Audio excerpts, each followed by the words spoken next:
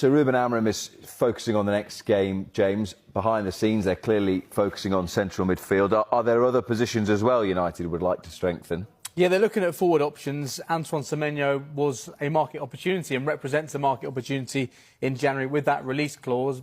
United were in the market for him. They wanted to sign him, but he looks destined to join Manchester City. They could offer a better package, and right now they're a club who are very close to winning trophies, which is somewhere United aren't at right now, but somewhere that United want to be very soon.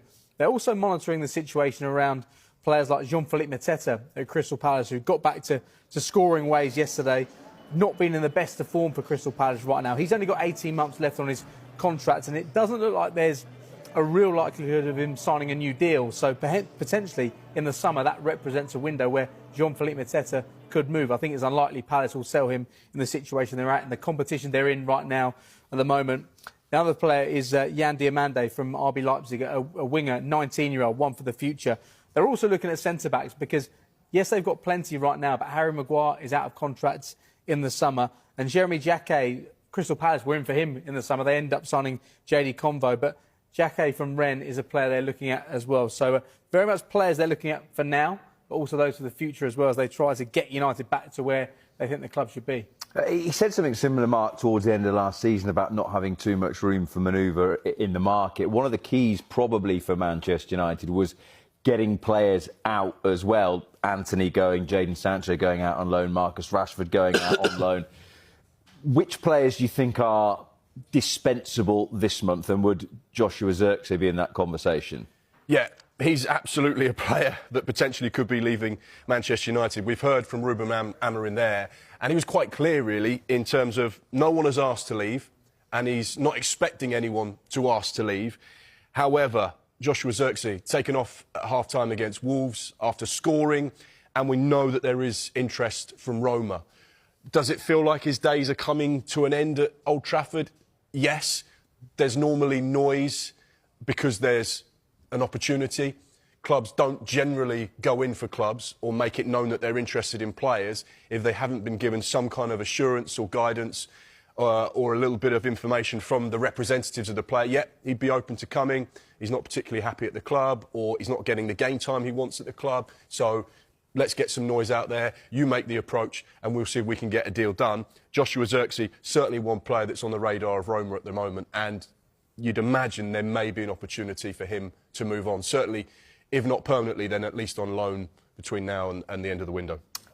We've talked about central midfield and the options that Manchester United have looked at or have on a shortlist. Some Manchester United fans will say, we have quite a good one at the club. He's played for England at the last major tournament. Why aren't you using him more? Kobbie Mainoo.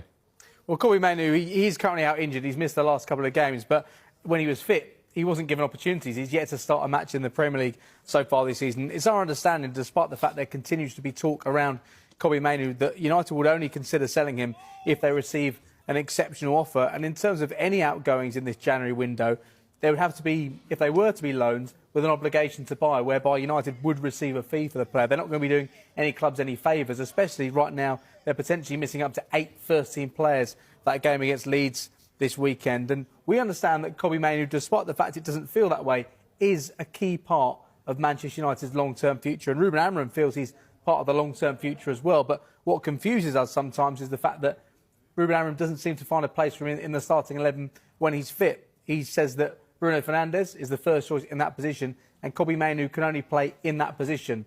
Bruno Fernandes, when he's fit, doesn't miss a single minute. He's rarely taken off in games either. So Kobbie Mainoo, it's a weird situation whereby we're being told he's a key part of United's future, but when he's fit, we're not seeing him feature. And that is the disappointing thing for Manchester United fans. That's why he gets such a brilliant reaction when he comes onto the pitch. This is the player who scored the winning goal in the FA Cup final just over 18 months ago against Manchester City. But now it doesn't feel like there's a real route into that first team for him, especially when they want to sign 2 more midfielders. A question then for either of you, that can both of those things not be true? That he can be seen as a part of the future, but for the moment, Bruno Fernandes is the preferred option. But Bruno Fernandes is nearly 31, I think.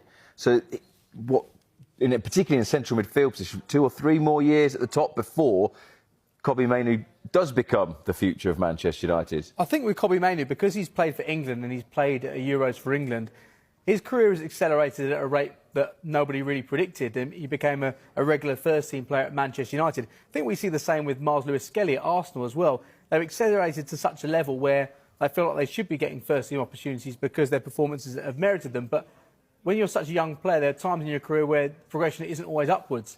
And you're right, he's just 20 years of age, so perhaps some patience is required because in 2 or 3 years' time he could become the most important player at Manchester United. But clearly he wants to be playing first-team football. He's been given first-team football in the past, so it's difficult for him to understand why he's not featuring, and it's difficult for a player that age not to be playing football either. So I understand where you're coming from. It feels like he could be a player for the long-term future, and we may not see him as much now, but clearly he's impatient. He wants to get on with his career. He wants to get back into that England side, which feels a long way